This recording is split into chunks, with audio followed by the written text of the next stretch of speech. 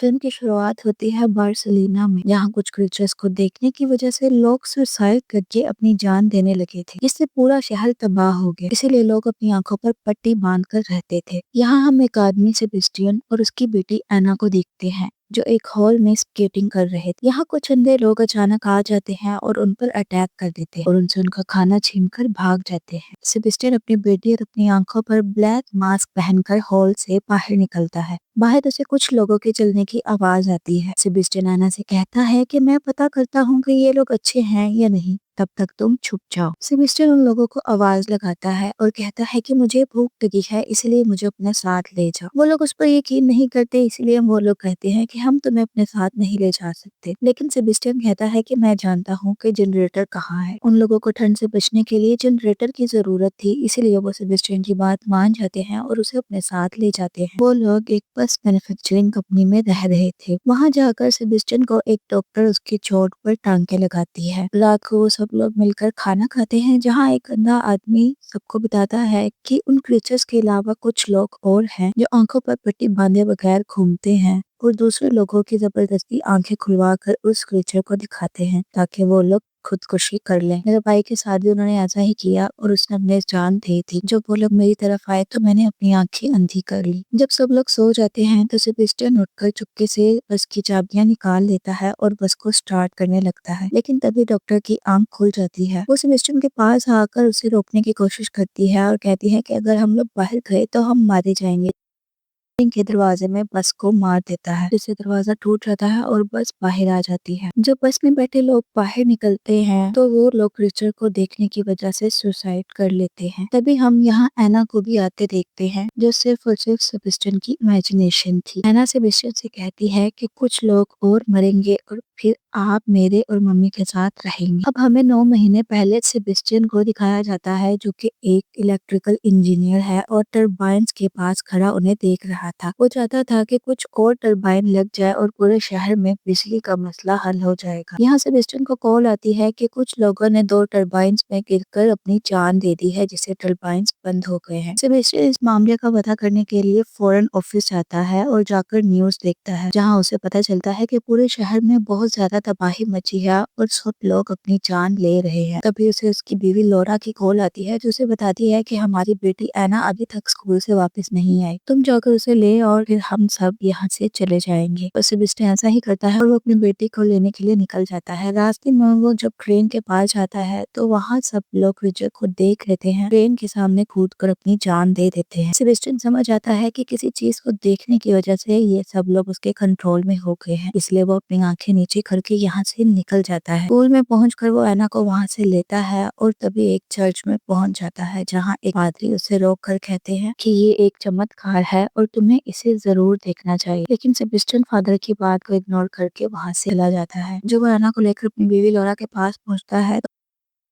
अब कहानी फिर से प्रेजेंट में आती है, जहाँ सेबेस्टियन अब एक और लड़की को देखता है जो फार्मेसी के सामने खड़ी थी। अब एना और सेबेस्टियन उसे भी मारने का प्लान बनाते हैं। सेबेस्टियन जब उसके पास जाता है तो वहाँ अचानक 2 और लड़के अपने डॉग के साथ आ जाते हैं, जिनका नाम राफा और ओक्टावियो था। सेबेस्टियन उनसे भी कहता है कि मैं भूखा हूँ और मैं अकेला हूँ, इसलिए मुझे अपने साथ ले जाओ। लेकिन राफा कहता है कि मुझे इस पर यकीन नहीं है। सेबेस्टियन उनसे भी कहता है कि मैं जनरेटर का पता जानता हूँ और मैं तुम्हें वहाँ ले जा सकता हूँ। वो लड़की जिसका नाम क्लेयर था, वो राफा से कहती है कि हमें इसे अपने साथ ले जाना चाहिए क्योंकि हमें भी जनरेटर की जरूरत है। वो लोग सेबेस्टियन को अपने साथ एक बॉम्ब शेल्टर में लेकर जाते हैं, जहाँ उनके साथ एक बूढ़ा कपल और एक जर्मन बच्ची सोफिया भी रह रही थी। उस बच्ची को देखने के बाद एना सेबेस्टियन से कहती है कि आप इस बच्ची का इस्तेमाल करके इन लोगों को यहाँ से बाहर निकालिए, क्योंकि सेबेस्टियन को जर्मन बोलनी आती थी और वहाँ किसी को भी जर्मन नहीं आती थी और वो लोग सोफिया के बारे में कुछ भी नहीं जानते थे। सेबेस्टियन सोफिया से पूछता है कि तुम्हारी माँ कहाँ है और तुम यहाँ कैसे पहुंची। तो सोफिया बताती है कि जब शहर में अफरा तफरी मची तो मेरी मॉम मुझे लेकर एक गवर्नमेंट जगह पर जा रही थी, जिसका रेडियो पर किसी औरत ने बताया था। वो बताती है कि केबल टॉप से उस जगह पर पहुंचा जा सकता है। इसलिए सेबेस्टियन सब लोगों को बाहर जाने के लिए मनाता है और कहता है कि मैं इस जगह का पता जानता हूँ, इसलिए मैं आप सबको वहाँ पर ले जा सकता हूँ।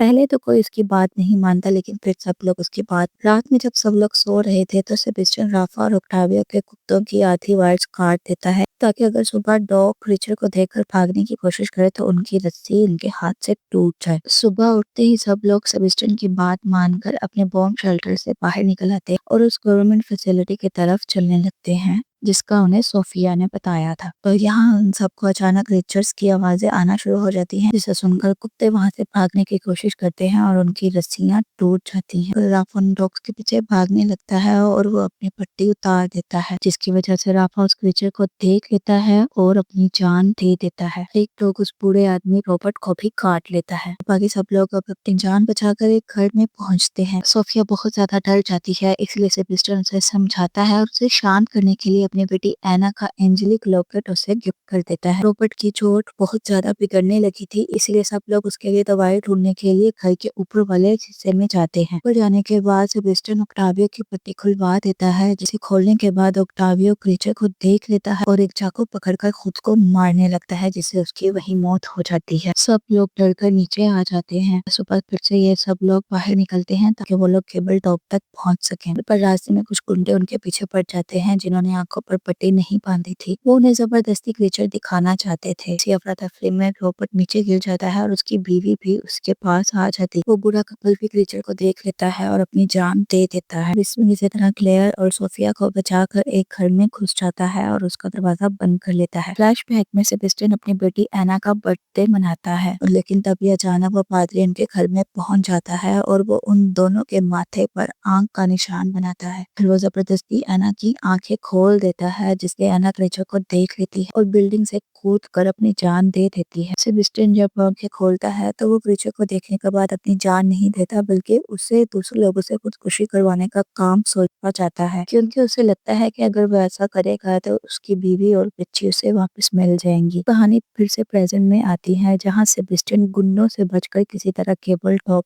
तक पहुंचता है। वो सोफिया और क्लेयर को केबल टॉप के ऊपर जाने के लिए कहता है और खुद वो नीचे गुंडों के साथ लड़ता है। जब क्लेयर सोफिया को लेकर ऊपर जाते सेबेस्टियन फादर को रोकते हुए मार देता है और खुद भी मर जाता है। यहाँ हम सेबेस्टियन की बेटी एना को भी देखते हैं। क्रीचर ऊपर भी आ जाता है, पर क्लेयर किसी तरह एक बॉक्स में कूद जाती है। अब क्लेयर और सोफिया एक गवर्नमेंट शेल्टर में पहुंच जाती हैं, जहां आर्मी के कुछ लोग उनकी आंखें चेक करते हैं और उनका डीएनए भी लेते हैं। यहाँ सोफिया अपनी मॉम से भी मिल जाती है। सोफिया और क्लेयर के डीएनए का इस्तेमाल चूहों पर किया जाता है और यहाँ हम एक आदमी को भी देखते हैं जो कि उसी क्रीचर के कब्जे में था। ऐसी और मजीद वीडियोस के लिए हमारे चैनल को सब्सक्राइब करें।